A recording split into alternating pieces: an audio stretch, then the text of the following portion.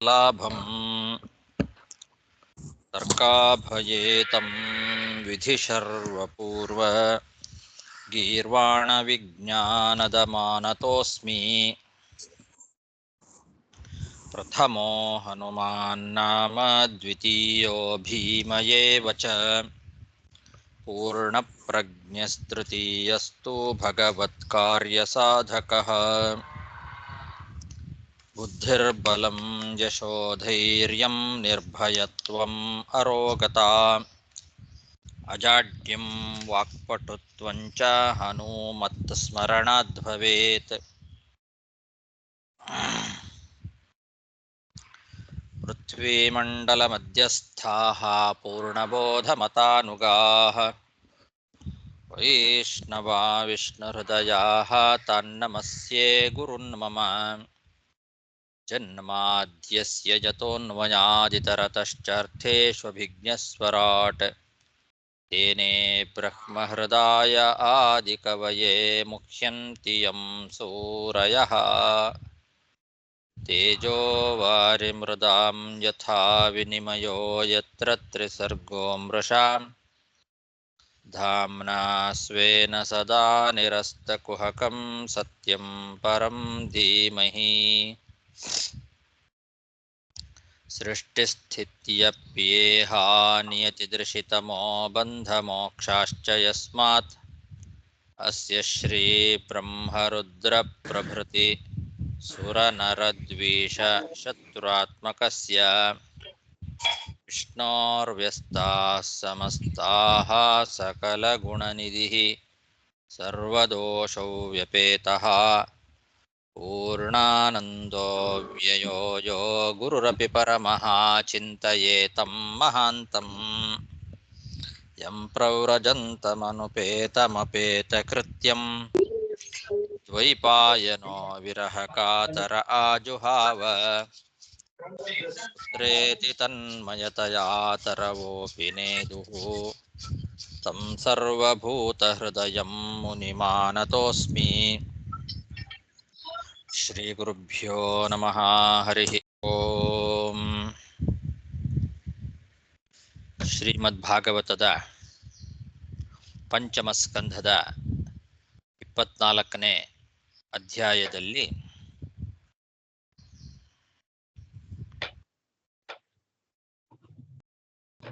12ನೇ ಗದ್ಯ.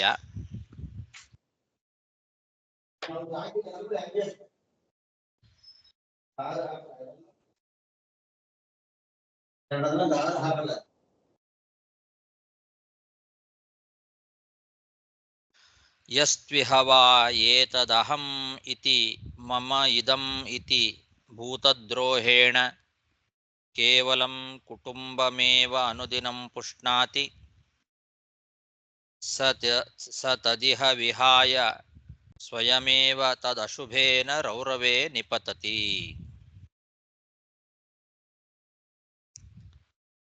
ಯೇ ಚೇಹ ಯಥೈವಾಮುನಾ ವಿಹಿಂಸಿತಾಃ ಜಂತವಃ ಪರತ್ರ ಯಮಯಾತನಾ ಉಪಗತಂ ತೇಯೇವ ರುರವೋ ಭೂತ್ವಾ ತಥಾ ತಮೇವ ವಿಹಿಂಸಂತಿ ತಸ್ಮಾದ್ ರೌರವಂ ಇತ್ಯಾಹುಃ. ರುರುಃ ಇತಿ ಸರ್ಪಾದತಿಕ್ರೂರಸತ್ವಾಪದೇಶಃ.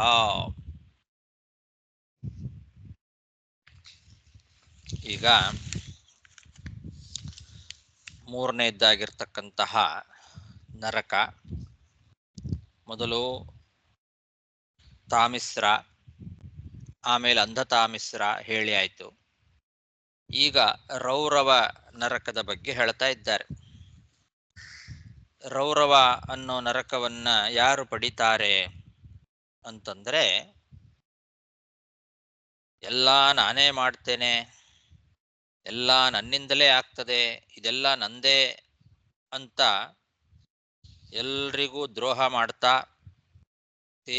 ಕೇವಲ ತನ್ನ ಕುಟುಂಬವನ್ನೇ ಪೋಷಣೆ ಮಾಡ್ತಕ್ಕಂಥವನು.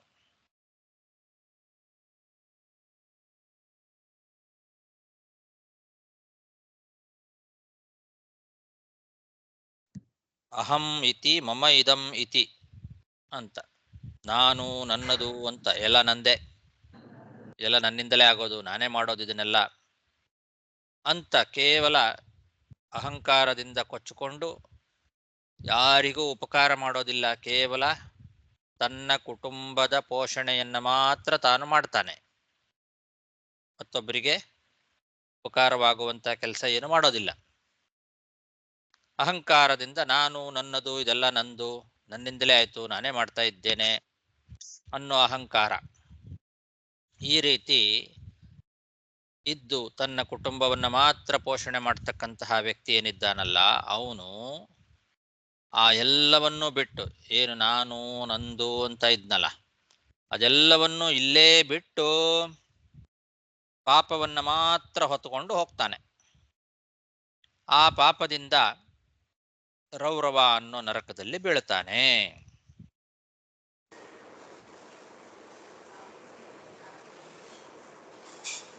ಇದಕ್ಕೆ ರೌರವ ಅಂತ ಹೆಸರು ಯಾಕೆ ಅಂದ್ರೆ,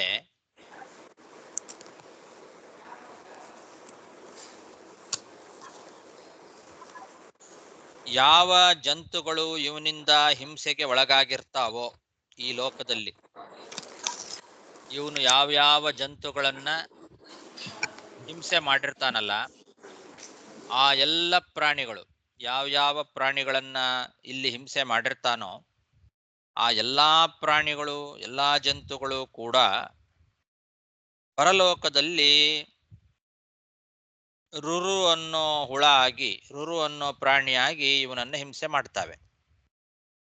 ಯಮಯಾತನೆಯನ್ನ ಅನುಭವಿಸುವಾಗ ರುರು ಅಂತ ಹೇಳಿ ಆ ಒಂದು ಜಂತು, ವಿಷವುಳ್ಳಂತಹ ಒಂದು ಮೃಗ, ಆ ರುರು ಅಂತನ್ನೋ ಪ್ರಾಣಿಯಿಂದ ಹಿಂಸೆಗೆ ಒಳಗಾಗ್ತಾನೆ ಇವನು. ಇವನು ಯಾರ್ಯಾರನ್ನ ಇಲ್ಲಿ ಹಿಂಸೆ ಮಾಡಿರ್ತಾನೋ ಅವರೆಲ್ಲರೂ ಅಲ್ಲಿ ರುರು ಆಗಿ ಇವನನ್ನ ಹಿಂಸೆ ಮಾಡ್ತಾರೆ. ಆದ್ರಿಂದಲೇ ಇದನ್ನ ರೌರವ ಅಂತ, ಅಂದ್ರೆ ರುರು ರುರು ಅನ್ನೋ ಪ್ರಾಣಿಯಿಂದ ಹಿಂಸೆಗೆ ಒಳಗಾಗುವಂತಹ ನರಕ, ಆದ್ರಿಂದ ಇದನ್ನ ರೌರವ ನರಕ ಅಂತ ಕರೀತಾರೆ. ಏನದು ರುರು ಅಂದ್ರೆ ಸರ್ಪಾದತಿಕ್ರೂರ ಸತ್ವಾಪದೇಶ ಅಂತ.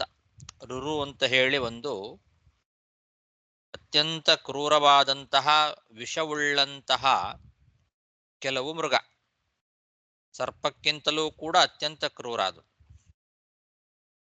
ಸರ್ಪಕ್ಕಿಂತಲೂ ಅತ್ಯಂತ ಕ್ರೂರವಾದ ವಿಷವುಳ್ಳಂತಹ ಮೃಗಗಳಿಗೆ ರುರು ಅಂತ ಹೆಸರು. ಆ ರುರು ಅನ್ನೋ ಒಂದು ಪ್ರಾಣಿಯಾಗಿ ಇವನನ್ನ ಹಿಂಸೆ ಮಾಡ್ತಾವೆ ಅಲ್ಲಿ ಆ ಎಲ್ಲ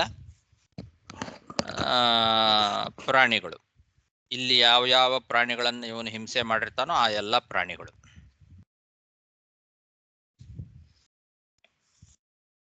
ಯಸ್ತ್ವಿಹವಾ ಏತತ್ ಅಹಂ ಇತಿ ಮಮ ಇದಂ ಇತಿ ಭೂತದ್ರೋಹೇಣ ಕೇವಲಂ ಕುಟುಂಬಮೇವ ಅನುದಿನಂ ಪುಷ್ಣಾತಿ ಸ ತದಿಹ ವಿಹಾಯ ಸ್ವಯಮೇವ ತದಶುಭೇನ ರೌರವೇ ನಿಪತತಿ. ಏಚೇಹ ಯಥೈವಾಮುನಾ ವಿಹಿಂಸಿತಾಃ ಜಂತವಃ ಪರತ್ರ ಯಮಯಾತನಾ ಉಪಗತಂ ತೇ ಏವ ರುರವೋ ಭೂತ್ವಾ ತಥಾ ತಮೇವ ವಿಹಿಂಸಂತಿ ತಸ್ಮಾತ್ ರೌರವಂ ಇತ್ಯಾಹುಃ. ರುರುಃ ಇತಿ ಸರ್ಪಾದತಿಕ್ರೂರಸತ್ವಾಪದೇಶಃ.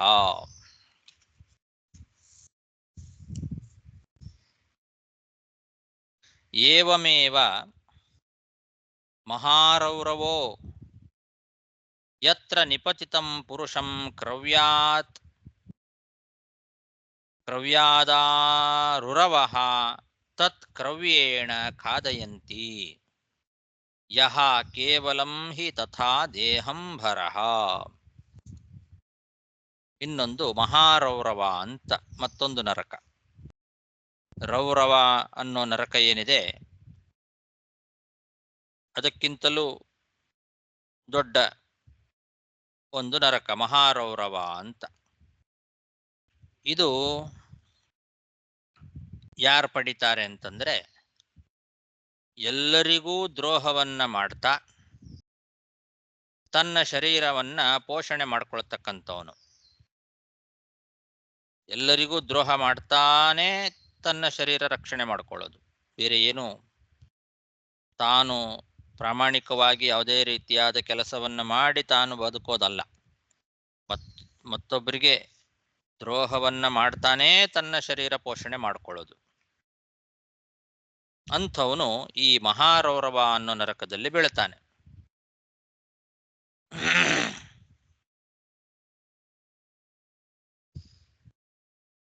ಮಹಾರೌರವ ಅಂತನ್ನೋ ಪ್ರಾಣಿ ಅದು ಮಾಂಸಭಕ್ಷಕವಾದಂತಹ ರುರು ಎಂಬ ಒಂದು ಪ್ರಾಣಿ.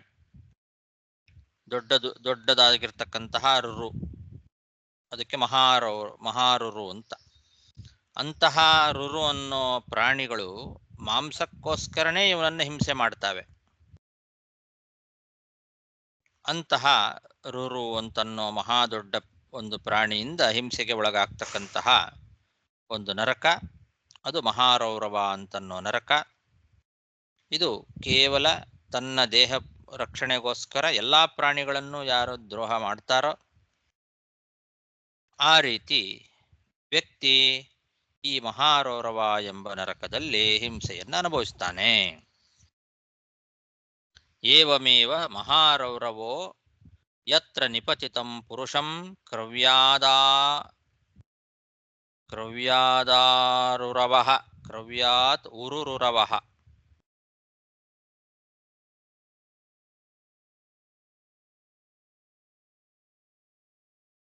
ಕ್ರವ್ಯಾದ ಅಂದ್ರೆ ಇದು ಪ್ರಾಣಿಯನ್ನ ಮಾಂಸವನ್ನ ತಿಂತಕ್ಕಂಥದ್ದು. ಕ್ರವ್ಯಾದ ನಾಮ ರುರವಃ ಅಂತಿದೆ ಅದ್ರಲ್ಲಿ. ರುರು ಕ್ರವ್ಯಾದ ನಾಮ ರುರವಃ. ಕ್ರವ್ಯಾದ ನಾಮ ಅಂತಿದ್ಯಾ? ಹೌದು.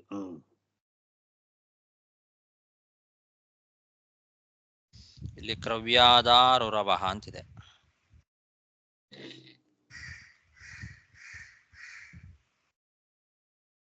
ಕ್ರವ್ಯಾದ ಅನ್ನತಕ್ಕಂಥ ಪ್ರಾಣಿ ಅಲ್ವಾ ಅದು? ಕ್ರವ್ಯಾದ ಅಂದ್ರೆ ಇಲ್ಲ, ರುರವಃ ಅಂತ. ರುರು ಅನ್ನೋದು ಪ್ರಾಣಿ, ಅದು ಕ್ರವ್ಯಾದ. ಕ್ರವ್ಯಾದ ಅಂದ್ರೆ ಮಾಂಸವನ್ನು ಭಕ್ಷಣ ಮಾಡೋದು ಅಂತ ಅರ್ಥ. ಕ್ರವ್ಯಂ ಅತ್ತೀತಿ ಕ್ರವ್ಯಾದ. ಮಾಂಸಭಕ್ಷಕರಿಗೆ ಕ್ರವ್ಯಾದರು ಅಂತ ಕರೀತಾರೆ. ಕ್ರವ್ಯಾದಾಹ ಉರುರುರವಃ ಅಂತ. ಉರು ಅಂದ್ರೆ ದೊಡ್ಡದು, ಹಿಂದೆ ಹೇಳಿದ್ದು ಬರೇ ರುರು, ಇದು ಉರುರುರು, ದೊಡ್ಡ ರುರು. ಆದ್ರಿಂದ ಕ್ರವ್ಯಾದಾಹ ಉರುರುರವಃ ತತ್ ಕ್ರವ್ಯೇಣ ಖಾದಯಂತಿ. ಅವನಿಗೆ ಕ್ರವ್ಯಕ್ಕೋಸ್ಕರನೇ ಅಂದ್ರೆ ಮಾಂಸಕ್ಕೋಸ್ಕರನೇ ಇವನನ್ನ ಹಿಂಸೆ ಮಾಡ್ತಾವೆ.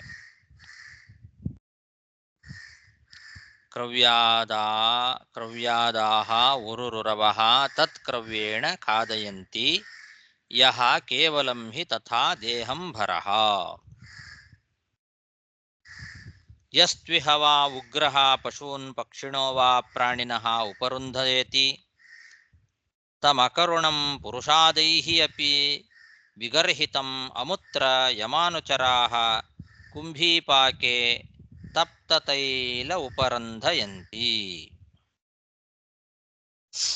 ಇನ್ನು ಕುಂಭೀಪಾಕ ಅಂತನ್ನೋದು ಮತ್ತೊಂದು ನರಕ. ಈ ಕುಂಭೀಪಾಕ ಅನ್ನೋ ನರಕದಲ್ಲಿ ಯಾರನ್ನ ಹಿಂಸೆ ಮಾಡ್ತಾರೆ ಅಂತಂದ್ರೆ, ಕ್ರೂರವಾದ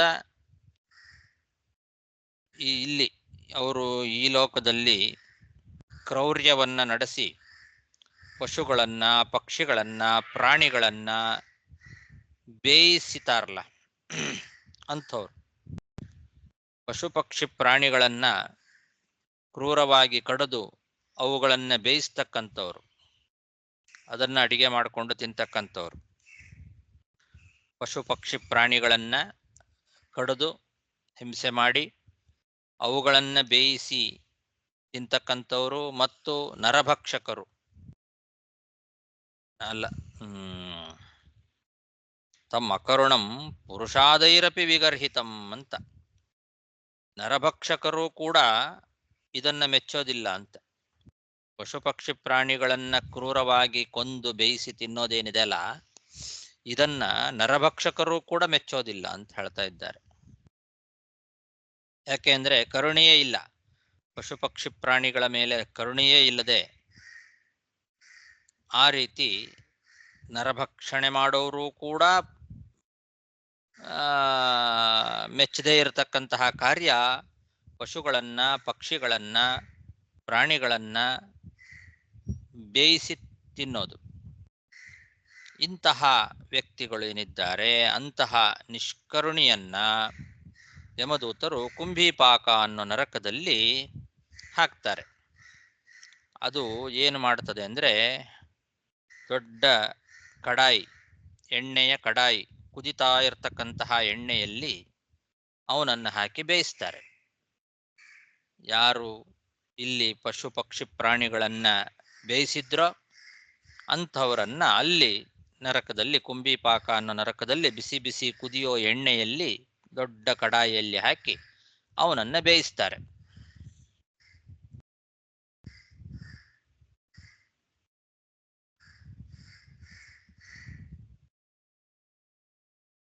ಯಸ್ತ್ವಿಹ ವಾ ಉಗ್ರಃ ಪಶೂನ್ ಪಕ್ಷಿಣೋ ವಾ ಪ್ರಾಣಿನಃ ಉಪರುಂಧಯತಿ ತಂ ಅಕರುಣಂ ಪುರುಷಾದೈಃ ಅಪಿ ವಿಗರ್ಹಿತಂ ಅಮುತ್ರ ಯಮಾನುಚರಾಃ ಕುಂಭೀಪಾಕೆ ತಪ್ತತೈಲೇ ಉಪರುಂಧಯಂತಿ.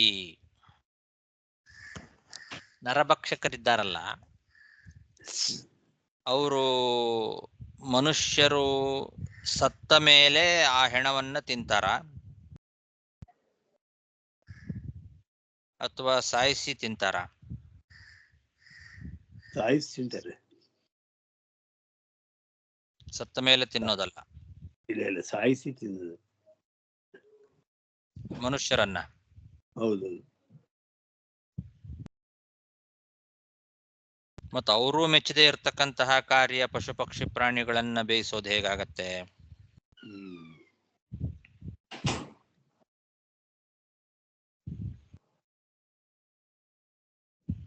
ಪುರುಷಾದೈರಪಿ ವಿಗರ್ಹಿತಂ ಅಂತ ಹೇಳಿದ್ದಾರೆ. ಪುರುಷರನ್ನೇ ಸಾಯಿಸಿ ತಿನ್ನೋಂಥವ್ರು ಪಶು ಪಕ್ಷಿ ಪ್ರಾಣಿಗಳನ್ನ ಯಾಕೆ ಬೇಯಿಸೋದಿಲ್ಲ? ಅದನ್ನ ಯಾಕೆ ಅವರು ಮೆಚ್ಚೋದಿಲ್ಲ? ಅವರಿಂದಲೂ ವಿಗರ್ಹಿತ ಯಾಕೆ ಇದು ಅಂತ. ಅವರು ಮನುಷ್ಯರನ್ನ ಅಂತ ಕಾಣುತ್ತೆ. ಹಾಗೆ ಕಿತ್ತು ಕಿತ್ತು ತಿನ್ನುತ್ತೇನೋ. ರುರು ಅಂತಕ್ಕಂಥ ಜೀವ ಇದನ್ನ ಮನುಷ್ಯರನ್ನ ಕಿತ್ತು ಕಿತ್ತು ತಿನ್ಬೋದು, ಸಾಯಿಸದೇ ಇರ್ಬೋದು. ಅಲ್ಲಲ್ಲ, ನರಳಾಡ್ತಾ ಇದ್ರು ಹಾಗೆ ತಿಂತಾ ಇರೋದು ಅಂತ.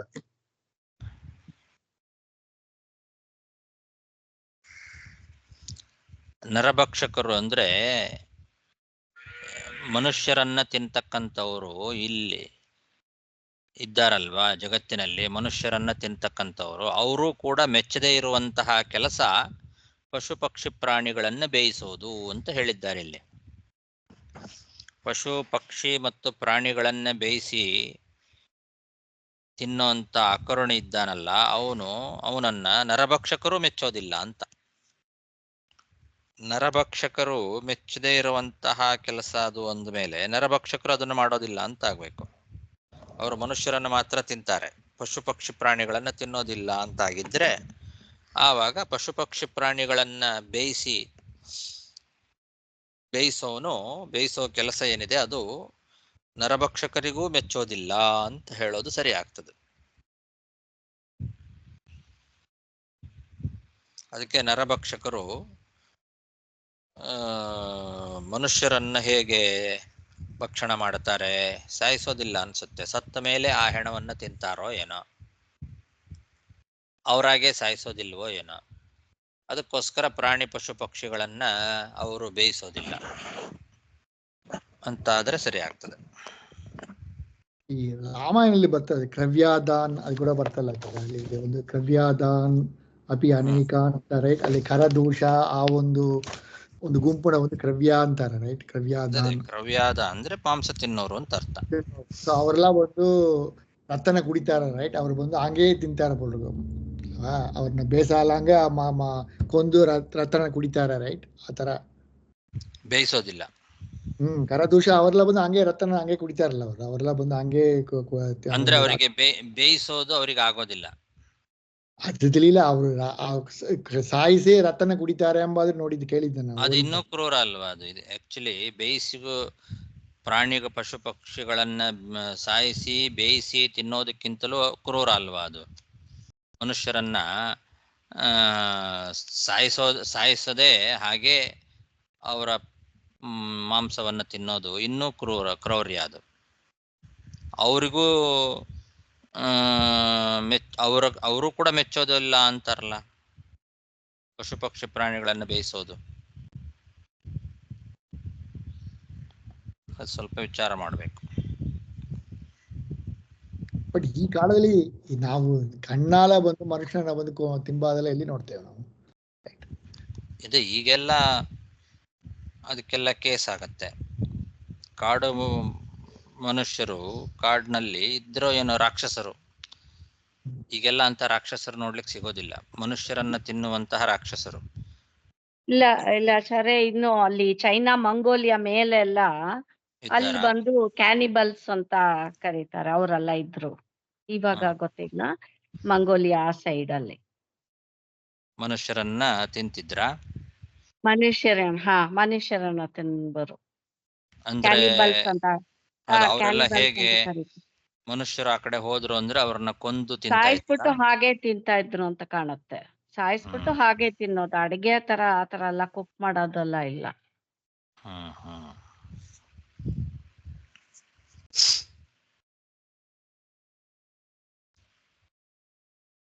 ಯಸ್ತ್ವಿಹ ವಾ ಉಗ್ರಃ ಪಶೂನ್ ಪಕ್ಷಿಣಃ ವಾ ಪ್ರಾಣಿನಃ ಉಪರುಂಧಯತಿ ತಂ ಅಕರುಣಂ ಪುರುಷಾದೈರಪಿ ವಿಗರ್ಹಿತಂ ಅಮುತ್ರ ಯಮಾನುಚರಾಃ ಕುಂಭೀಪಾಕೆ ತಪ್ತತೈಲೆ ಉಪರುಂಧಯಂತಿ. ಯಸ್ತ್ವಿಹ ಪಿತೃಮಾತೃಬ್ರಹ್ಮಧೃಕ್ ಸಹ ಕಾಲಸೂತ್ರಸಂಜ್ಞಕೆ ನರಕೆ ಅಯುತಯೋಜನ ಪರಿಮಂಡಲೆ ತಾಮ್ರಮಯೇ ಖಲೆ ಉಪರಿ ಅಧಸ್ತಾತ್ ಅಗ್ನಿ ಅರ್ಕಾಭ್ಯಾಂ ತಪ್ಯಮಾನೆ ಅಭಿನಿವೇಶಿತಃ ಕ್ಷುತ್ಪಿಪಾಸಾಭ್ಯಾಂ ಚ ದಹ್ಯಮಾನ ಅಂತರ್ಬಹಿಃಶರೀರಃ ಆಸ್ತೆ ಶೇತೆ ತಿಷ್ಠತಿ ಪರಿಧಾವತಿ ಯಾಚತಿ ಚ ಯಾವಂತಿ ಪಶುರೋಮಾಣಿ ತಾವದ್ವರ್ಷ ಸಹಸ್ರಾಣಿ. ಆಮೇಲೆ ಕೂಡ ಇದೆ ಕಾಲಸೂತ್ರ ಸಂಜ್ಞಕ್ಕೆ, ಅದಿಲ್ಲವಾ?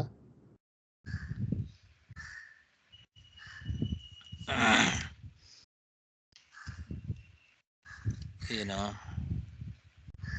ತಾವದ್ವರ್ಷ ಸಹಸ್ರಾಣಿ? ಆಮೇಲೆ ಕಾಲಸೂತ್ರ ಸಂಜ್ಞಕ್ಕೆ ನರಕೆ, ಕಾಲಸೂತ್ರ ಸಂಜ್ಞಕ್ಕೆ ನರಕೆ ನಿವಸತಿ. ಅದು ಇಲ್ಲವ? ಇಲ್ಲವ? ಇದು ಇಲ್ಲ ನನ್ನ ಪುಸ್ತಕದಲ್ಲಿ. ಕಾಲಸೂತ್ರ ಸಂಜ್ಞಕ್ಕೆ ನರಕೆ ನಿವಸತಿ ಅನ್ನೋದು ಹಿಂದೆ ಹೇಳಾಗಿದೆ, ಮತ್ತೆ ಯಾಕೆ ಹೇಳಬೇಕು? ಯಸ್ತ್ವಿಹ ಪಿತೃಭ್ರಾತೃ ಬ್ರಹ್ಮಧೃಕ್ ತದರ್ಥಾಪಹರ್ತ ಅನ್ನೋದೊಂದು ಎಕ್ಸ್ಟ್ರಾ ಇದೆ, ಇದರಲ್ಲಿ ಅದು ಇಲ್ಲ. ತದರ್ಥಾಪಹರ್ತ ಚವಾ ಸಹ ಕಾಲಸೂತ್ರ ಸಂಜ್ಞಕೆ ನರಕೆ ಅಂತಲ್ಲೇ ಇದೆ ಅಲ್ವಾ ಪ್ರಾರಂಭದಲ್ಲಿ? ಈ ಗದ್ಯದ ಪ್ರಾರಂಭದಲ್ಲಿ ಕಾಲಸೂತ್ರಕ್ಕೆ ನರಕೆ ಅಯುತ ಯೋಜನ ಪರಿಮಂಡಲೆ ತಾಮ್ರಮಯೇ ಖಲೆ, ಆಮೇಲೆ ತಪ್ತ ತಲೆ ಅಂತಿದೆ, ಅದು ಇಲ್ಲ ಇಲ್ಲಿ. ಓಹೋ, ತುಂಬಾ ವ್ಯತ್ಯಾಸ ಇದೆ ಅದಕ್ಕೂ ಇದಕ್ಕೂ. ತಪ್ತ ತಲೆ ಪಿತೃ ಮಾತೃ ಅಧಸ್ತಾತ್ ಅಗ್ನಿರ್ಕಾಭ್ಯಾಂ ತಪ್ಯಮಾನೆ. ಪಿತೃ ಮಾತೃ ಬ್ರಹ್ಮದೃಕ್ ಅಂತ, ಅಲ್ಲಿ ಪಿತೃ ಭ್ರಾತೃ ಬ್ರಹ್ಮದೃಕ್ ಅಂತಿದೆ. ಪಾಠ ವ್ಯತ್ಯಾಸ ಇದೆ, ಇಟ್ಕೊಳ್ಬೇಕು ಅದನ್ನು ಸೇರಿಸ್ಕೊಳ್ಬೇಕು. ನಮ್ಮ ಬುಕ್ ಅಲ್ಲಿ ಯಸ್ವಿಹ ಪಿತೃ ವಿಪ್ರ ಬ್ರಹ್ಮದೃಕ್ ಓ ಇನ್ನೊಂದು ಎಕ್ಸ್ಟ್ರಾ ಇದೆ ಅಲ್ಲಿ, ವಿಪ್ರ ಒಂದು ಸೇರ್ಕೊಂಡಿದೆ. ವಿಪ್ರ ಬ್ರಹ್ಮದೃಕ್ ಸ ಕಾಲಸೂತ್ರ ಸಂಜ್ಞೆ ನರಕೆ ಅಯುತ ಯೋಜನ ಪರಿಮಂಡಲೆ ತಾಮ್ರಮಯೇ. ಕೊನೆಗೆ ಸಪ್ತಕಲೆ. ಮತ್ತೊಂದ್ಸಲ ಕಾಲಸೂತ್ರ ಸಂಜ್ಞಕ್ಕೆ ನರಕೆ ನಿವಸತಿ ಅಂತಿದೆಯಾ? ಇಲ್ಲ ಆಚಾರ್ಯ, ತಪ್ತಕಲೆ ಉಪರ್ಯದಸ್ತ ತಪ್ತ ಅಗ್ನಿ ತಲೆ ಅನ್ನೋದೊಂದು ಅರ್ಕ್ಯ ಎಕ್ಸ್ಟ್ರಾ ಇದೆ. ಸಂಯತಿ ತಪ್ಯಮಾನೆ ಅದೆಲ್ಲ ಇದೆ. ಅಭಿನಿವೇಶಿತಃ ಕ್ಷುತ್ಪಿಪಾಸಾಭ್ಯಾಚ ದಹ್ಯಮಾನಾಂತರ್ ಬಹಿರ್ ಶರೀರ ಆಸ್ತೆ ಶೇತೆ ಚೇಷ್ಟತೆ ಅವತಿಷ್ಠತಿ ಪರಿಧಾವತಿ ಚ ಯಾವಂತಿ ಪಶುರೋಮಾನಿ ತಾವತ್ ವರ್ಷ ಸಹಸ್ರಾಣಿ. ಕಾಲಸೂತ್ರ ಸಂಜ್ಞೆಗೆ ನರಕೆ ವಸತಿ ಅಂತ ಇದೆ. ಅದೇ ಇರ್ಲಿ, ತಾವತ್ ವರ್ಷ ಸಹಸ್ರಾಣಿ ಸೇರ್ಸ್ಕೊಳ್ಳೋಣ. ಅಂತ ಆ ಗದ್ಯ ಮುಗಿಯತ್ತೆ. ಚತುಷ್ಪಾದ್ ವಿಹಿಂಸಕೋ ಅಪಿ ಏವಂ ಮಿಥ್ಯಾಹೋ ಯಾವಂತಿ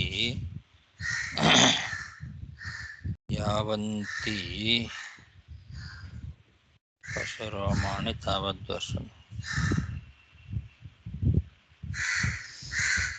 ತಂದೆ ತಾಯಿಗಳಿಗೆ ಬ್ರಾಹ್ಮಣರಿಗೆ ದ್ರೋಹ ಮಾಡ್ತಕ್ಕಂಥವನು, ಅದರ ಜೊತೆಗೆ ಭ್ರಾತೃ ಅಂತ ಕೂಡ ಇಟ್ಕೊಳ್ಬೋದು. ತಂದೆ ತಾಯಿ, ಅಣ್ಣ ತಮ್ಮಂದಿರು, ಆಮೇಲೆ ಬ್ರಾಹ್ಮಣರು, ಇವರಿಗೆಲ್ಲ ದ್ರೋಹ ಮಾಡ್ತಕ್ಕಂಥವನು ಕಾಲಸೂತ್ರ ಅಂತನ್ನೋ ನರಕದಲ್ಲಿ ಬೀಳ್ತಾನೆ. ಕಾಲಸೂತ್ರ ಅಂತನ್ನೋ ನರಕದಲ್ಲಿ ಇದ್ರ ಜೊತೆಗೆ ಇನ್ನೊಂದೇನೋ ಎಕ್ಸ್ಟ್ರಾ ಇದೆ ಅಲ್ಲಿ, ಏನು ತದರ್ಥಾಪಹರ್ತ ಅಂತಿದೆ. ಪಿತೃಭ್ರಾತೃ ಬ್ರಹ್ಮದೃಕೆ ತದರ್ಥಾಪಹರ್ತಾವ, ಅವರ ಸಂಪತ್ತನ್ನ ಅಪಹಾರ ಮಾಡ್ತಕ್ಕಂಥವನು ಅಂತ. ಅದು ಈ ಪುಸ್ತಕದಲ್ಲಿಲ್ಲ. ತಂದೆ ತಾಯಿ, ಆಮೇಲೆ ಅಣ್ಣ ತಮ್ಮಂದಿರು ಮತ್ತು ಬ್ರಾಹ್ಮಣರ ಅರ್ಥವನ್ನ ಅಪಹಾರ ಮಾಡ್ತಕ್ಕಂಥವನು, ಅವರ ಹಣವನ್ನ ಅಪಹಾರ ಮಾಡ್ತಕ್ಕಂಥವನು ಕಾಲಸೂತ್ರ ಎಂಬ ಹೆಸರಿನ ನರಕದಲ್ಲಿ ಬೀಳ್ತಾನೆ. ಎಷ್ಟು ಅಂದ್ರೆ ಅಯುತ ಯೋಜನ ಪರಿಮಂಡಲೆ. ಅದು ಎಷ್ಟು ಅಂತ ಆಮೇಲೆ ಮುಂದೆ ಹೇಳ್ತಾರೆ. ಇದು ಆ ನರಕದಲ್ಲಿ ತಾಮ್ರದ ಒಂದು ದೊಡ್ಡ ಖಲ ಇದೆ. ಅದು ಎಷ್ಟು ದೊಡ್ಡದು ಅಂದ್ರೆ 10,000 ಯೋಜನ ವಿಸ್ತಾರವಾಗಿರ್ತಕ್ಕಂತಹ ತಾಮ್ರದ ಒಂದು ಖಲ. ಖಲ ಅಂದ್ರೆ ಧಾನ್ಯದ ಕಾಳುಗಳನ್ನೆಲ್ಲ ಒಣಗಿಸಿ ನೆಲದ ಮೇಲೆ ಹಾಕ್ತಕ್ಕಂಥದ್ದು, ಒಣಗಿಸ್ಲಿಕ್ಕೋಸ್ಕರ ಹಾಕ್ತಕ್ಕಂತಹ ಒಂದು ಬಿಸಿಯಾದ ನೆಲ, ಅದನ್ನ ಖಲ ಕಡಾಯಿ ಅಂತ ಕರೀತಾರೆ. ಖಲ ಅಂದ್ರೆ ಕಡಾಯಿ. ಅದೇ ಈ ಧಾನ್ಯಗಳನ್ನ ಒಣಗಿಸ್ಲಿಕ್ಕೋಸ್ಕರ ಅದನ್ನ ಯೂಸ್ ಮಾಡ್ತಾರೆ. ದೊಡ್ಡ ಒಂದು ಖಲ, ನೆಲ. ಅದು ಖಲ ಅಂದ್ರೆ ನೆಲನೇ. ಅದು ತಾಮ್ರದ್ದು ನೆಲ, ತಾಮ್ರದ್ದು ಬಿಸಿಯಾಗಿ ಕಾದಿರ್ತದೆ. ಅದು ಅದರ ಮೇಲೆ ಧಾನ್ಯಗಳನ್ನು ಹಾಕಿದ್ರೆ ಬೇಗ ಒಣಗಿ ಬಿಡುತ್ತದೆ. ಅಂಥದ್ದು ಒಂದು ದೊಡ್ಡ ಖಲ, ಎಲ್ಲ ಧಾನ್ಯ ಕಾಳುಗಳನ್ನು ಒಣಗಿಸ್ಲಿಕ್ಕೆ ಅಂತ ಹಾಕಿರ್ತಕ್ಕಂತಹ ಬಿಸಿಯಾದ ಕಾದ ಒಂದು ನೆಲದಂತೆ ಇರುವಂತಹ ಒಂದು ಖಲ. ಅದು 10,000 ಯೋಜನ ವಿಸ್ತಾರವಾಗಿರ್ತದೆ.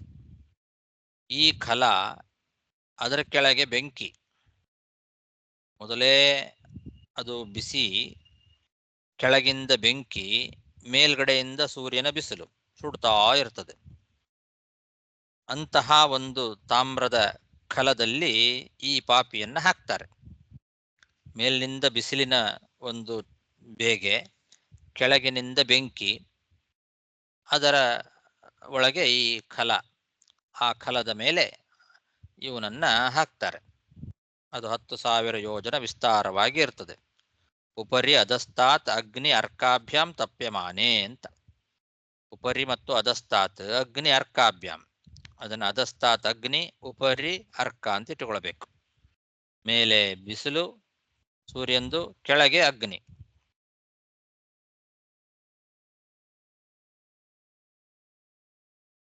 ಕ್ರಮ ಪ್ರಕಾರ ಇಟ್ಕೊಳ್ಬಾರದು.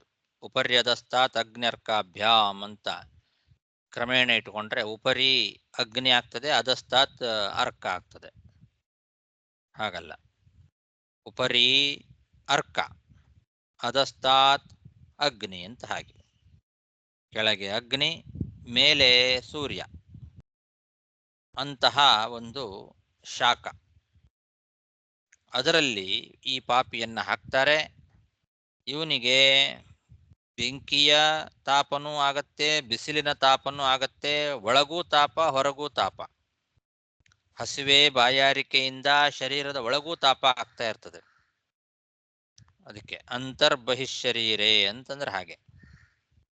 ಕ್ಷುತ್ ಪಿಪಾಸಾಭ್ಯಾಂ ದಹ್ಯಮಾನ ಅಂತರ್ಬಹಿಶರೀರೆ, ಹಸಿವೆ ಮತ್ತು ಬಾಯಾರಿಕೆಯಿಂದ ಒಳಗೂ ಬೇಗೆ ಆಗ್ತಾ ಇರ್ತದೆ. ದೇಹದ ಒಳಗೂ ತಾಪ, ದೇಹದ ಹೊರಗೂ ಈ ಬಿಸಿಲು ಮತ್ತು ಬೆಂಕಿಯಿಂದ ತಾಪ. ಅದರಲ್ಲಿ ಅವನು ಆ ಯಾವುದು ದೊಡ್ಡ 10,000 ಯೋಜನ ವಿಸ್ತಾರವಾದ ತಾಮ್ರಮಯವಾದ ಒಂದು ಖಲ ಏನಿದೆ, ಅದರೊಳಗೆ ಬೀಳ್ತಾನೆ, ಮಲ್ಕೊಳ್ತಾನೆ, ಏಳ್ತಾನೆ, ಸುತ್ತಲೂ ಓಡ್ತಾನೆ ಅಂತ. ಇನ್ನೊಂದೇನೋ ಇದೆಲ್ಲ ಅಲ್ಲಿ ಚೇಷ್ಟತೆ ಅಂತಿದೆಯಾ ಅವರು ಓದಿದ ಪುಸ್ತಕದಲ್ಲಿ? ಹೌದಾ ಆಚಾರ್ಯ. ಆಸ್ತೆ ಶೇತೆ ಚೇಷ್ಟತೆ ಅವತಿಷ್ಠತೆ ಪರಿಧಾವತಿ. ಅವಚೇಷ್ಟತೆ ಅವತಿಷ್ಠತೆ ಅಂತ ಒಂದು ಎಕ್ಸ್ಟ್ರಾ, 2 ಎಕ್ಸ್ಟ್ರಾ ಇದೆ ಅಲ್ಲಿ. ಅಂದ್ರೆ ಅಲ್ಲೇ ಅವನು ಆ ಕಡೆ ಈ ಕಡೆ ಓಡಾಡ್ತಾನೆ, ಚೇಷ್ಟ ನಡೆಸ್ತಾನೆ, ಅಲ್ಲೇ ಕುತ್ಕೊಳ್ತಾನೆ, ಅಲ್ಲೇ ಹೇಳ್ತಾನೆ, ಅಲ್ಲೇ ಸುತ್ತಲೂ ಓಡ್ತಾನೆ ಅದರೊಳಗೆ. ಯಾಕೆಂದ್ರೆ ಬಿಸಿ ತಡ್ಕೊಳಿಕ್ಕಾಗೋದಿಲ್ಲ. ಆ ಕಡೆ ಈ ಕಡೆ ಓಡಾಡ್ತಾ ಇರ್ತಾನೆ, ಬೇಡ್ಕೊಳ್ತಾ ಇರ್ತಾನೆ ಸಾಕು ಅಂತ. ಎಷ್ಟು ದಿವಸ ಅಂದ್ರೆ ಈ ಥರ ಪಶುವಿನ ಮೈಯಲ್ಲಿ ಎಷ್ಟು ರೋಮಗಳಿರ್ತಾವೋ ಅಷ್ಟು 1000 ವರ್ಷ ಕಾಲ ಅಂತ ಹೇಳ್ತಾರೆ. ಯಾವಂತಿ ಪಶುರೋಮಾಣಿ ತಾವದ್ವರ್ಷ ಸಹಸ್ರಾಣಿ ಅಂತ.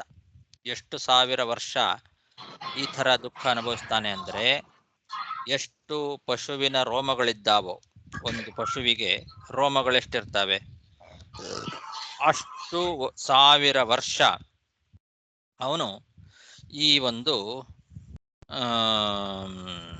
ಕಾಲಸೂತ್ರ ಎಂಬತಕ್ಕಂತಹ ನರಕದಲ್ಲಿ ವಾಸ ಮಾಡ್ತಾನೆ. ತಂದೆ ತಾಯಿಗಳಿಗೆ, ಬ್ರಾಹ್ಮಣರಿಗೆ, ಅಣ್ಣ ತಮ್ಮಂದಿರಿಗೆ ದ್ರೋಹ ಮಾಡಿದರೆ ಅಷ್ಟು ದೊಡ್ಡ ಪಾಪ ಅದು. ಅವರಿಗೆ ದ್ರೋಹ ಮಾಡಿದರೆ, ಅವರ ಹಣವನ್ನ ಅಪಹಾರ ಮಾಡಿದರೆ, ಬ್ರಹ್ಮದ್ರೋಹ, ಬ್ರಾಹ್ಮಣರ ಹಣವನ್ನ ಅಪಹಾರ ಮಾಡಿದರೆ ಅಂಥವರಿಗೆ ಆಗ್ತಕ್ಕಂತಹ ನರಕ ಕಾಲಸೂತ್ರ ಅಂತ ನರಕ. ಪಿತೃ ಮಾತೃ ಭ್ರಾತೃ ಅವರ ದೃಕ್ ಅಂತಂದ್ರೆ ಅವರನ್ನ ದ್ರೋಹ ಮಾಡೋದು. ತಂದೆ ತಾಯಿಗಳಿಗೆ ಮತ್ತು ಅಣ್ಣ ತಮ್ಮಂದಿರಿಗೆ ದ್ರೋಹವನ್ನ ಮಾಡೋನು. ಅಲ್ಲಿ ತದರ್ಥಾಪಹರ್ತ ಅಂತ ಇಟ್ಕೊಳ್ಳೋದು ಅಂತಂದ್ರೆ ಅದನ್ನ ಅಪಹಾರ ಮಾಡೋದು, ಬಲಾತ್ಕಾರವಾಗಿ ಅಪಹಾರ ಮಾಡೋದು. ಅವರಿಗೆ ಇಷ್ಟ ಇಲ್ಲದೆ ಅವರಾಗೆ ಕೊಟ್ರೆ ಪರವಾಗಿಲ್ಲ, ತಂದೆ ತಾಯಿಗಳ ಆಸ್ತಿ ಮಗನಿಗೆ ತಾನಾಗೆ ಸೇರ್ತದೆ, ಅವರಾಗೆ ಇಷ್ಟಪಟ್ಟು ಕೊಟ್ರೆ ಸರಿ. ಅಪಹಾರ ಮಾಡಿದರೆ, ಇವನು ಬಲಾತ್ಕಾರವಾಗಿ ಅಪಹಾರ ಮಾಡಿದರೆ ಅಂತ ಇಟ್ಟುಕೊಳ್ಬೇಕು. ಮತ್ತು ಬ್ರಹ್ಮ ದೃಕ್, ಬ್ರಹ್ಮ ಅರ್ಥಾಪಹರ್ತ ಅದಂತೂ ಇದ್ದೇ ಇದೆ. ಬ್ರಾಹ್ಮಣರಿಗೆ ದ್ರೋಹ ಮಾಡೋದು, ಬ್ರಾಹ್ಮಣರ ಹಣವನ್ನ ಅಪಹಾರ ಮಾಡೋದು, ಇದು ಸಾರ್ವಕಾಲಿಕವಾಗಿ ದ್ರೋಹವೇ. ಯಾರು ಮ್ಯೂಟ್ ಮಾಡಿಲ್ಲ. ಈ ರೀತಿ ಮಾಡಿದರೆ ಇಂತಹ ಕಾಲಸೂತ್ರ ಎಂಬ ಹೆಸರಿನ ನರಕ. ಆ ನರಕದಲ್ಲಿ ಪಶು ರೋಮಗಳು ಎಷ್ಟಿದೆಯೋ ಅಷ್ಟು 1000 ವರ್ಷ ಆ ಪಾಪಿ ಈ ಕಾಲಸೂತ್ರ ಅಂತ ನರಕದಲ್ಲಿ ದುಃಖ ಪಡ್ತಾನೆ. ಯಸ್ತ್ವಿಹ ಪಿತೃ ಮಾತೃ ಭ್ರಾತೃ ಬ್ರಹ್ಮಧೃಕ್ ತದರ್ಥಾಪಹರ್ತಾವ ಸಹ ಕಾಲಸೂತ್ರ ಸಂಜ್ಞೆ ನರಕೆ ಅಯುತಯೋಜನ ಪರಿಮಂಡಲೆ ತಾಮ್ರಮಯೇ ಖಲೆ ತಪ್ತತಲೆ ಉಪರಿ ಅಧಸ್ತಾತ್ ಅಗ್ನಿ ಅರ್ಕಾಭ್ಯಾಂ ತಪ್ಯಮಾನೆ ಅಭಿನಿವೇಶಿತಃ ಕ್ಷುತ್ ಪಿಪಾಸಾಭ್ಯಾಂ ಚ ದಹ್ಯಮಾನ ಅಂತರ್ಬಹಿಃ ಶರೀರ ಆಸ್ತೆ ಶೇತೆ ತಿಷ್ಠತಿ ಪರಿಧಾವತಿ ಯಾಚತಿ ಚ ಯಾವಂತಿ ಪಶುರೋಮಾಣಿ ತಾವದ್ವರ್ಷ ಸಹಸ್ರಾಣಿ ಕಾಲಸೂತ್ರ ಸಂಜ್ಞಕೆ ನರಕೆ ನಿವಸತಿ ಅಂತ ಕೊನೆಗೆ ಇಟ್ಟುಕೊಳ್ಳಬಹುದು. ಅಷ್ಟು ವರ್ಷ ಕಾಲಸೂತ್ರ ಎಂಬ ಹೆಸರಿನ ನರಕದಲ್ಲಿ ವಾಸ ಮಾಡ್ತಾನೆ ಅಂತ ಅರ್ಥ.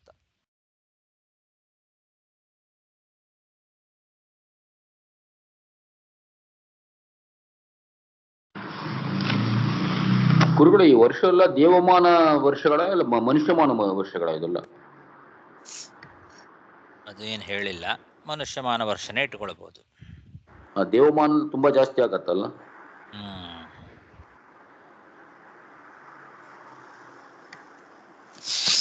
ದೇವಮಾನ ಅಂತ ಹೇಳಿಲ್ಲ, ಆದ್ರಿಂದ ಮನುಷ್ಯಮಾನನೇ ಇಟ್ಟುಕೊಳ್ಳೋದು.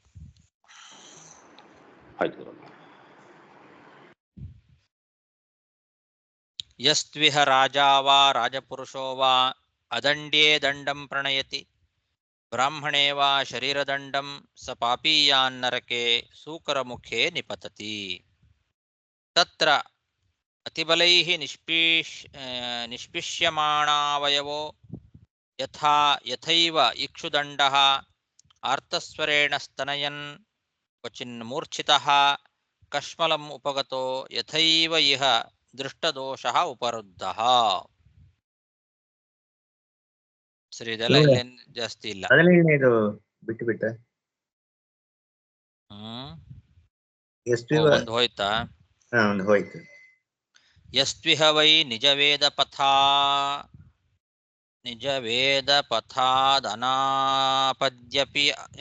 ಅನಾಪದ್ಯಪಗತಃ ಕುಪಥಾ ಪಾಷಂಡಂ ಚ ಉಪಗತಃ ತಮಸಿ ಪತ್ರವನಂ ಪ್ರವೇಶ್ಯ ಕಷಯಾ ಪ್ರಹರಂತಿ. ತತ್ರ ಹಾಸಾದಿತಃ ಇತಸ್ತತೋ ಧಾವಮಾನಃ ಉಭಯತೋಧಾರೈಃ ತಾಳವನಾಸಿಪತ್ರೈಃ ಛಿದ್ಯಮಾನ ಸರ್ವಾಂಗೋ ಹಾ ಹತೋಸ್ಮಿ ಇತಿ ಪರಯಾ ವೇದನೆಯ ಮೂರ್ಛಿತಃ ಪದೇ ಪದೇ ನಿಪತತಿ.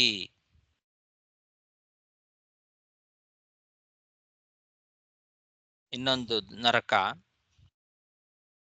ಅಸಿಪತ್ರವನ ಅಂತ ಒಂದು ನರಕ. ಈ ಅಸಿಪತ್ರವನ ಅನ್ನೋ ನರಕದಲ್ಲಿ ಯಾರನ್ನ ಹಾಕ್ತಾರೆ ಅಂದ್ರೆ, ಅನಾಪದ್ಯ ಅಪಗತಃ, ಯಾವುದೇ ಆಪತ್ತು ಇಲ್ಲದೆ ಇದ್ರೂ ಕೂಡ ವೇದವಿಹಿತವಾದ ಮಾರ್ಗವನ್ನ ಬಿಟ್ಟು ದುರ್ಮಾರ್ಗದಿಂದ ನಡೀತಕ್ಕಂಥವ್ರು. ವೇದವಿಹಿತವಾದ ಮಾರ್ಗ ಏನಿದೆ ಆ ಮಾರ್ಗದಲ್ಲಿ ಹೋಗಲಿಕ್ಕೆ ಅವಕಾಶ ಇದ್ರೂ, ಯಾವುದೇ ಆಪತ್ ಪರಿಸ್ಥಿತಿ ಇಲ್ಲದೆ ಇದ್ರೂ ಕೂಡ ಆ ವೇದವಿಹಿತವಾದ ಮಾರ್ಗವನ್ನ ಬಿಟ್ಟು ದುರ್ಮಾರ್ಗದಲ್ಲಿ ನಡೀತಕ್ಕಂಥವ್ರು. ಹಾಗೆ ನಡೆದು ಪಾಷಂಡಿಗಳಾದರೆ ಅವನನ್ನ ಯಮದೂತರು ಅಸಿಪತ್ರ ಅನ್ನೋ ವನದ ನರಕದಲ್ಲಿ ಹಾಕ್ತಾರೆ.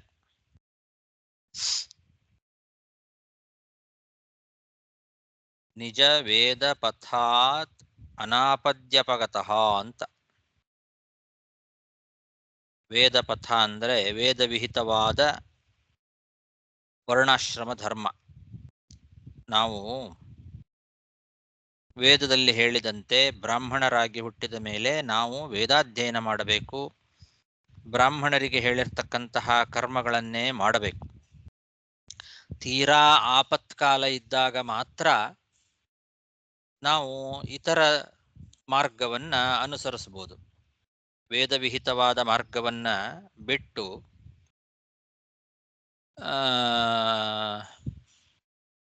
ಬೇರೆಯವರ ಸೇವೆಯನ್ನ ಮಾಡೋದು. ಬ್ರಾಹ್ಮಣನಾದವನು ಮತ್ತೊಬ್ಬರ ಸೇವೆಯನ್ನ ಯಾವತ್ತೂ ಮಾಡಬಾರದು ಅಂತ ಹೇಳುತ್ತದೆ.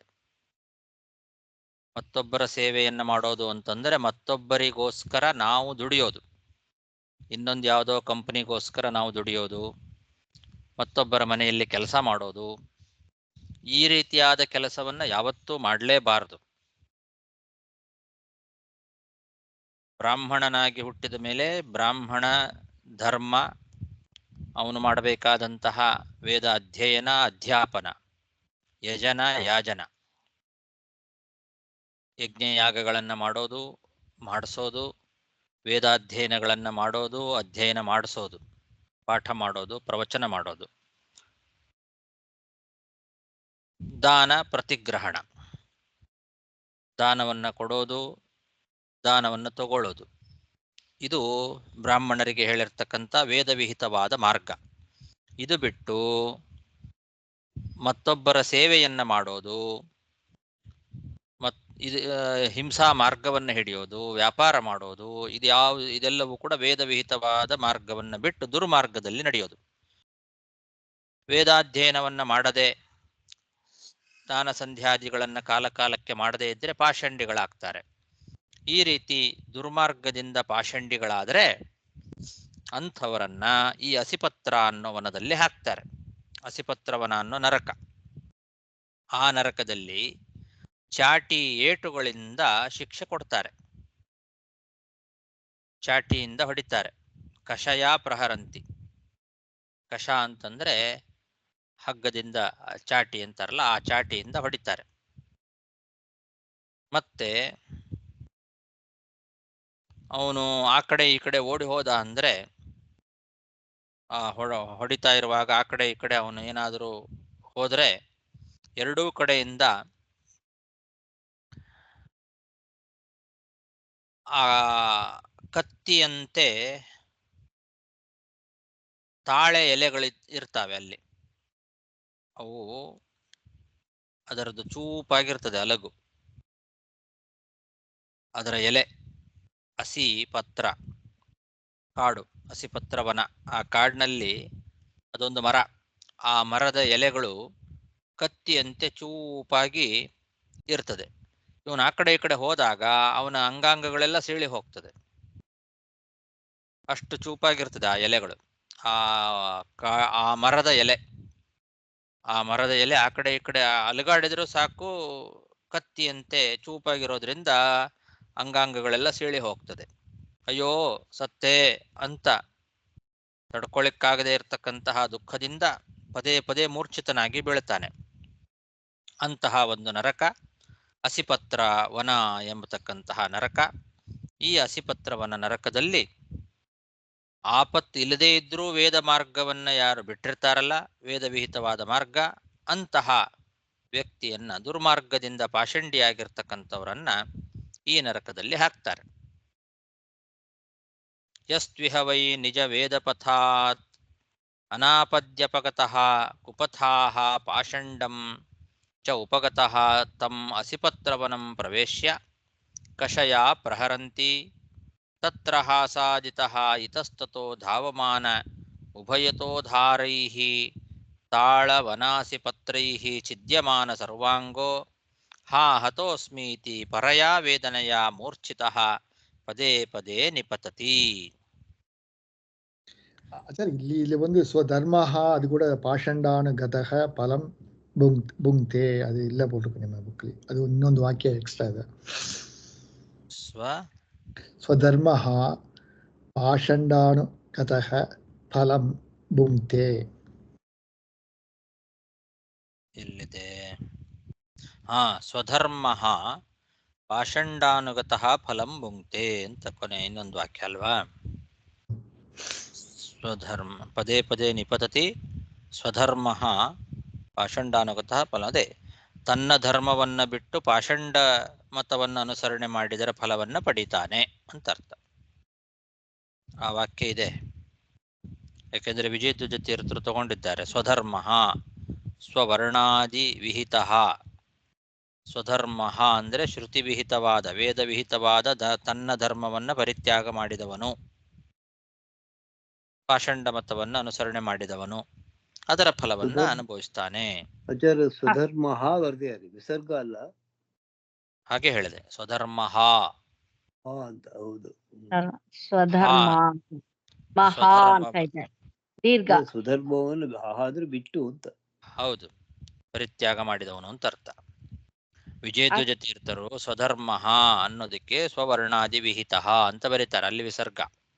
ಸ್ವಧರ್ಮ ಅಂದ್ರೆ ಸ್ವವರ್ಣಾದಿ ವಿಹಿತ ಧರ್ಮ, ತಸ್ಯ ಹಾ ಅಂದ್ರೆ ಬಿಟ್ಟವನು, ತ್ಯಾಗ ಮಾಡಿದವನು, ಹಾನ ಸ್ವಧರ್ಮಸ್ಯ ಹಾನಃ.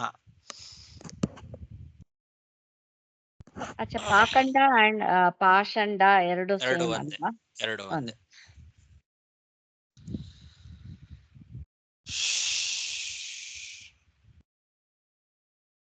ಶ್ರೀಕೃಷ್ಣ ಅರ್ಪಣಮಸ್ತು. ಗುರುಳಿ ಕಾಲಲ್ಲಿ ಇರೋ ಬ್ರಾಹ್ಮಣರು ಅಷ್ಟು ಜನರು ಕೂಡ ಒಂದು ಆಫೀಸ್ಗೆ ಹೋಗಿ ಜೀವನ ಮಾಡಬೇಕಲ್ಲ, ಅವರು ಪಾಷಂಡಿಗಳಾಗಿ ಇಲ್ಲದೆ ಇದ್ರೆ ಪರವಾಗಿಲ್ಲನಾ? ಪರವಾಗಿಲ್ಲ, ಇಲ್ಲ ಹಸಿಪತ್ರವನ ನರಕ ಇದ್ದೇ ಇದೆ, ಏನ್ ಮಾಡ್ಲಿಕ್ಕಾಗಲ್ಲ. ಅಲ್ಲ, ಇಲ್ಲಿ ಮುಖ್ಯವಾಗಿ ಪಾಷಂಡ ಅಂತ ಇದು ಉಪಯೋಗ ಮಾಡ್ತಾರಲ್ಲ ಅವರು, ಅದು ಇಲ್ದಾಗ ಜೀವನ ಮಾಡಿದ್ರೆ ಇಲ್ದೇ ಜೀವನಕ್ಕೆ ದಾರಿ ಇಲ್ಲಲ್ಲ ನಮ್ಗೆ. ಯಾಕೆ ದಾರಿ ಇಲ್ಲ ರೀ? ಅಲ್ಲ, 99% ಇರ್ತಾರೆ ತಮ್ಮಾಗ ಒಬ್ರಿಬ್ರು ಈ ತರ ನೀವು ಹೇಳಿತರ ಬ್ರಾಹ್ಮಣರ 6 ವಿಧವಾದ ಧರ್ಮವನ್ನ ಅನುಷ್ಠಾನ ಮಾಡ್ತೀರಿ. ನಮ್ಮಂತವ್ರ ಚಾನ್ಸೇ ಇಲ್ಲಲ್ಲ. ಚಾನ್ಸೇ ಇಲ್ಲ ಅಂತೇನು ಹೇಳಬೇಡಿ, ಮಾಡ್ತಾ ಇಲ್ಲ ಅಂತ ಹೇಳಿ ಅಷ್ಟೇ. ಅದು ನಿಜ ನಿಜ ನಿಜ ನಿಜ ನಿಜ. ತೀರಾ ಆಪದ್ಧರ್ಮದಲ್ಲಿ ಮಾಡಬೇಕು ಅಷ್ಟೇ. ತೀರಾ ಆಪದ್ಧರ್ಮ ಇಲ್ಲದೆ ಇದ್ರೆ ವೇದ ವಿಹಿತದ ಮಾರ್ಗ ಬಿಡಬಾರದು ಅಂತಾನೆ ಇದೆ. ಈ ಅಂತ ಆಪದ್ಧರ್ಮ ಏನಿಲ್ಲ ಇವಾಗ. ಬ್ರಾಹ್ಮಣ ಧರ್ಮದಲ್ಲಿ ಇದ್ದುಕೊಂಡು ಜೀವನ ನಡೆಸ್ಲಿಕ್ಕೆ ಆಗೋದೇ ಇಲ್ಲ ಅನ್ನೋ ಆಪತ್ಕಾಲ ಇನ್ನೂ ಬಂದಿಲ್ಲ ಕಲಿಯುಗದಲ್ಲಿ. ಯಥಾಶಕ್ತಿ ಬ್ರಾಹ್ಮಣ ಧರ್ಮ ಅನುಷ್ಠಾನ ಮಾಡಬಹುದು. ಅಂದ್ರೆ ಪೂರ್ತಿ ಬ್ರಾಹ್ಮಣ ಧರ್ಮವನ್ನ ದ್ರೋಣಾಚಾರ್ಯರು ಮಾಡದಂತಹ ಬ್ರಾಹ್ಮಣ ಧರ್ಮವನ್ನು ಅನುಸರಣೆ ಮಾಡ್ಲಿಕ್ಕೆ ಆಗೋದಿಲ್ಲ. ಹಾಗಂತ ಮಾತ್ರಕ್ಕೆ ಇಷ್ಟೊಂದು ನಾವು ಇದು ಮಾಡೋ ಅವಶ್ಯಕತೆ ಇಲ್ಲ. ಈಗ ಇಲ್ಲೇ ಏಕಾದಶ ಸ್ಕಂದದಲ್ಲಿ ಬರ್ತದೆ ಏನೇನು ಮಾಡಬಹುದು ಅಂತ ಆಪ್ಷನ್ಗಳೆಲ್ಲ ಬರುತ್ತೆ. ಕೊನೆಗೆ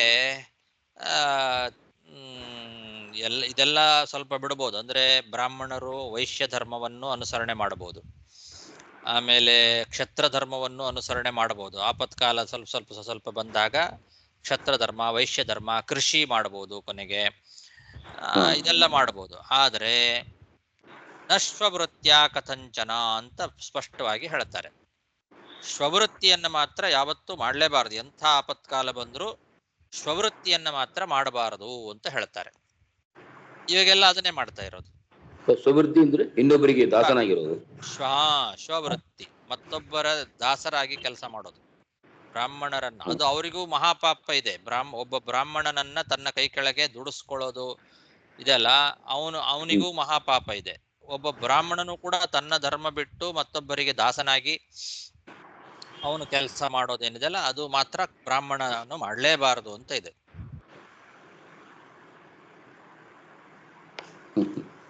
ನೀವೇ ಬೇಕಾದ್ರೆ ಒಂದು ಕಂಪನಿ ಇಟ್ಕೊಂಡು ನೀವೇ ನಡೆಸ್ರಿ, ನಿಮ್ ಕೈ ಕೆಳಗೆ 100 ಜನ ಕೆಲಸಗಾರನ ಇಟ್ಕೊಳ್ಳಿ, ಅದು ಅಂಥ ದೋಷ ಅಲ್ಲ. ಆದ್ರೆ ನೀವು ಮತ್ತೊಬ್ಬರ ಕಂಪನಿಯಲ್ಲಿ ಹೋಗಿ ಕೆಲಸ ಮಾಡೋದಿದೆಲ್ಲ ಅದು ಮಾತ್ರ ಮಾಡಬಾರದು ಅಂತ ಭಾಗವತ ಸ್ಪಷ್ಟವಾಗಿ ಹೇಳ್ತದೆ.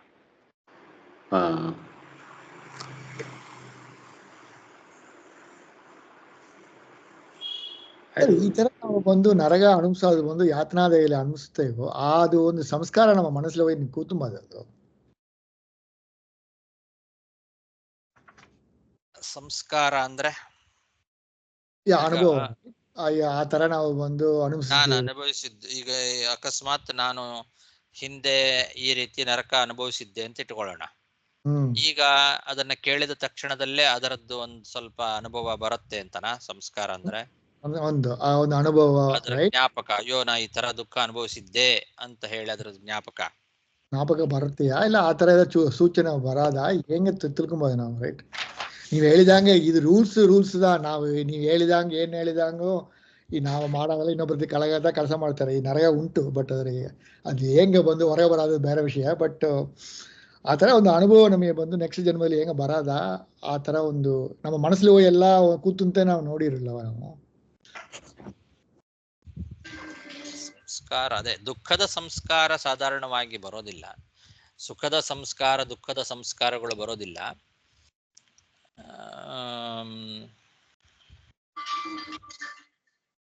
ಜ್ಞಾಪಕ ಬರೋದು ಸ್ವಲ್ಪ ಕಷ್ಟ. ಅದೆಲ್ಲ ಜೀವ ಗರ್ಭದಲ್ಲಿರುವಾಗ ಅವನು ಅನುಭವಿಸೋ ದುಃಖವಲ್ಲ ಜ್ಞಾಪಕ ಬರುತ್ತೆ, ನನ್ನ ಕಾಪಾಡು ಅಂತ ಅವನು ಪ್ರಾರ್ಥನೆ ಮಾಡ್ತಾರ ಅಂತ ಕೇಳಿದೇವಲ್ಲ, ಅದೇನದು? ಅದೇ ತಾನು ಏನೇನು ಆಗಿದ್ದೆ, ಏನೇನು ಅನುಭವಿಸಿದೆ ಅನ್ನೋದು ಗೊತ್ತಾಗತ್ತೆ. ಅವಾಗ ಈ ತರ ಏನಾದ್ರು ಇದ್ದಿದ್ರೆ ಗೊತ್ತಾಗ್ಬೇಕಲ್ಲ ಅವಾಗ. ಅದು ಗರ್ಭವಾಸದಲ್ಲಿ ಮಾತ್ರನ? ಅದು ಗರ್ಭವಾಸದಲ್ಲಿ ಹೌದು, ಆಮೇಲೆ ಮತ್ತೆ ಮರ್ತೋಗ್ತದೆ. ಹಾ ಕೆಲವರಿಗೆ ಗೊತ್ತಾಗುತ್ತೆ ಪೂರ್ವಜನ್ಮದ ಸ್ಮರಣೆ ಬರುತ್ತೆ ಅಂತ ಹೇಳ್ತಾರೆ. ಆದ್ರೂ ನರಕ ಸ್ವರ್ಗಗಳ ಸ್ಮರಣೆ ಬರೋದು ಕಷ್ಟ ಅಂತ ಅನ್ಸತ್ತೆ. ಹಿಂದಿನ ಜನ್ಮದ ಸ್ಮರಣೆ ಬರ್ಬೋದು. ಹಾ ನರಕದಲ್ಲಿ ಅನುಭವಿಸಿರೋದು ಅಥವಾ ಸ್ವರ್ಗದಲ್ಲಿ ಅನುಭವಿಸಿರೋದು ಏನಿದೆಲ್ಲ ಅದರದ ಸ್ಮರಣೆ ಬರೋದು ಕೇಳಿಲ್ಲ. ಸಾಮಾನ್ಯ ಇವಾಗ ಇದ್ರಲ್ಲ ಹಾಡು ಇದ್ರೊಳಗೆ ಹೇಳುವಾಗಲ್ಲ 2 ವರ್ಷ 3 ವರ್ಷ ಮಕ್ಕಳೆಲ್ಲ ಆರಂಭದಲ್ಲೇ ಬಹಳ ಚೆನ್ನಾಗಿ ಆರಂಭ ಮಾಡ್ತಾರಲ್ಲ, ಒಳ್ಳೆ ಪಂಡಿತರ ತರ ಇರ್ತಾರಲ್ಲ ಅಲ್ಲಿಗೆ. ಹೌದು ಅವ್ರಿಗೆ ವಾಸನ ಸಂಸ್ಕಾರ ಇರ್ತಾರೆ. ಅಂತಾರೆ ಎಲ್ಲ. ಹೌದು, ಅದೆಲ್ಲ ಪೂರ್ವಜನ್ಮದ ಸಂಸ್ಕಾರನೇ. ಪೂರ್ವಜನ್ಮ ಸಂಸ್ಕಾರ ಅಲ್ಲ. ಹೌದು, ಹಿಂದಿನ ಜನ್ಮದಲ್ಲಿ ಮಾಡಿದ ಅಧ್ಯಯನ ಅದು ನಾಶ ಆಗೋದಿಲ್ಲ, ಅದು ಒಳಗೆ ಸಂಸ್ಕಾರ ಇರ್ತದೆ. ಈಗ ಸ್ವಲ್ಪ ನಾವು ಅದಕ್ಕೆ ಪ್ರೇರಣೆ ಕೊಟ್ಟ ಕೂಡಲೇ ಅದೆಲ್ಲ ಸೇರ್ಕೊಂಡು ಒಟ್ಟಿಗೆ ವ್ಯಕ್ತ ಆಗ್ತದೆ. ಆದ್ರೆ ಈ ದುಃಖ ಸುಖ ಮಾತ್ರ ಗೊತ್ತಾಗೋದಿಲ್ಲ ಅಂತ ಹೇಳಿದ್ರೆ, ಓನ್ಲಿ ವಿದ್ಯೆ ಮಾತ್ರ ಬರುತ್ತೆ. ವಿದ್ಯೆ ಎಲ್ಲ ಬರುತ್ತೆ, ವಿದ್ಯೆ ನಾವು ಮಾಡಿದ ಕರ್ಮ ಅದೆಲ್ಲದೂ ನಮ್ಮ ಜೊತೆಯಲ್ಲೇ ಇರುತ್ತೆ. ನಾವು ಅನುಭವಿಸಿದ ಸುಖ ಆಗ್ಲಿ ದುಃಖ ಆಗ್ಲಿ, ಸ್ವರ್ಗದಲ್ಲೋ ನರಕದಲ್ಲೋ ಅನುಭವಿಸಿದ ಸುಖ ದುಃಖಗಳ ಸ್ಮರಣೆ ಬರುತ್ತಾ ಅಂತ ಅವ್ರು ಕೇಳಿದ್ರು. ಅದು ಬರುತ್ತೋ ಇಲ್ಲೋ ಡೌಟ್, ಅದು ಸ್ವಲ್ಪ ಕಷ್ಟ. ಆತರ ದುಃಖ ಅನುಭವಿಸಿ ಆ ತರ ದುಃಖ ಅನುಭವಿಸಿದ್ದು ಒಂಚೂರು ಜ್ಞಾಪಕ ಬಂದ್ರೇನು ಮತ್ತೆ ಏನು ತಪ್ಪುಗಳು ಏನು ಮಾಡೋದಿಲ್ಲ ಅಲ್ವಾ? ಜ್ಞಾಪಕ ಬರಬೇಕಾಗಿಲ್ಲ. ನಾವು ಈಗ ಈ ತರ ಮಾಡಿದ್ರೆ ಇಂಥ ದುಃಖ ಆಗತ್ತೆ ಅಂತ ಕೇಳಿದ್ರು ಸಾಕು, ಅದಕ್ಕೆ ನಾವು ಮಾಡದೇ ಇರಬಹುದು. ಆದ್ರೆ ಗರುಡ ಪುರಾಣದಲ್ಲಿ ಗರುಡ ಪುರಾಣದಲ್ಲಿ ಅದೇ ಬಾಲ್ಯ ಇದರಲ್ಲಿ ಗರ್ಭದಲ್ಲಿರುವಾಗ ನಾನು ಹಿಂದೆ ಮಾಡಿದ ಕರ್ಮಗಳಿಗೆ ಅನುಸಾರವಾಗಿ ಅನೇಕ ನರಕ ದುಃಖಗಳನ್ನು ಅನುಭವಿಸಿದೆ ಅಂತ ಅವನಿಗೆ ಜ್ಞಾಪಕ ಬರುತ್ತೆ ಅಂತ ಹೇಳ್ತಾರೆ. ಗರ್ಭದಲ್ಲಿರುವಾಗ ನಾನು ಮಾಡಿದ ಪಾಪದ ಫಲವಾಗಿ, ಅನೇಕ ಜನ್ಮಗಳಲ್ಲಿ ಮಾಡಿದ ಪಾಪದ ಫಲವಾಗಿ ನರಕ ದುಃಖಗಳನ್ನು ನಾನು ಅನುಭವಿಸಿದೆ. ಆವಾಗ ನನ್ನ ಜೊತೆಗೆ ಯಾರು ಬರಲಿಲ್ಲ.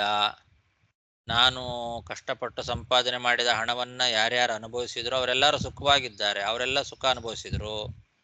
ಆದರೆ ಅದರ ಪಾಪದ ಫಲ ಅನುಭವಿಸ್ಲಿಕ್ಕೆ ನರಕಕ್ಕೆ ನನ್ನ ಜೊತೆಗೆ ಯಾರು ಬರಲಿಲ್ಲ, ನಾನೊಬ್ಬನೇ ಹೋದೆ ಅಂತೆಲ್ಲ ಆ ಮಗು ಆಲೋಚನೆ ಮಾಡ್ತದೆ ಗರ್ಭದಲ್ಲಿ. ಅದು ಯಾವ ತಿಂಗಳಲ್ಲಿ ಬರ್ತಾ ಆಚಾರ? 7 ತಿಂಗಳಾದ ಮೇಲೆ. ಓಕೆ. 7, 8, 9ನೇ ತಿಂಗಳಲ್ಲಿ, ಆ ಕೊನೆ 3 ತಿಂಗಳಲ್ಲಿ ಈ ತರ ಜ್ಞಾನ ಬರುತ್ತೆ. 100 ಜನ್ಮದ ಸ್ಮರಣೆ ಬರುತ್ತೆ. ಹಿಂದೆ 100 ಜನ್ಮದಲ್ಲಿ ತಾನು ಏನೇನಾಗಿದ್ದೆ, ಏನೇನು ಮಾಡಿದೆ ಎಲ್ಲ ಸ್ಮರಣೆ ಬರುತ್ತೆ. ಸೊ ಆಗ ಚಿತ್ತದಲ್ಲಿ ಏನಿದೆಯೋ ತೊಂದು ಕೊಡ್ತಾರೆ ದೇವರಾಗ, ಅದನ್ನ ತಗೊಂಡ್. ಹೌದು, ಎಲ್ರಿಗೂ ಬರಲ್ಲ. ಅವರವರ ಯೋಗ್ಯತಾನುಸಾರವಾಗಿ ಕೆಲವರಿಗೆ ಎಲ್ರಿಗೂ 100 ಜನ್ಮದ್ದೇ ಸ್ಮರಣೆ ಬರುತ್ತೆ, ಎಲ್ಲಾನು ಬರುತ್ತೆ ಅಂತ ಹೇಳಲಿಕ್ಕೆ ಸಾಧ್ಯ ಇಲ್ಲ. ಅದರಲ್ಲೂ ಪುಣ್ಯ ಜೀವಿ ಆಗಿದ್ರೆ ಅಲ್ಲೂ ಭಗವಂತನ ಸ್ಮರಣೆ ಮಾಡ್ತಾನೆ. ಅದನ್ನೆಲ್ಲ ಜ್ಞಾಪಿಸ್ಕೊಂಡು ಅಲ್ಲೂ ಕೂಡ ಭಗವಂತನ ಸ್ಮರಣೆ ಮಾಡ್ತಾ, ನಾ ಇನ್ನು ಮೇಲೆ ತಪ್ಪು ಮಾಡೋದಿಲ್ಲ, ದೇವರ ಸ್ಮರಣೆ ಮಾಡ್ತಾನೆ ಕಾಲ ಕಳೀತೇನೆ ಅಂತೆಲ್ಲ ವಿಚಾರ ಮಾಡ್ತಾನೆ. ಆದ್ರೆ ಹೊರಗೆ ಬಂದ ತಕ್ಷಣ ಎಲ್ಲ ಮರ್ತೋಗ್ತದೆ. ಯಾತಕ್ಕೆ ಕೇಳ್ತಾನ್ರಿ, ಚಾಂಡೋಕ ಉಪನಿಷತ್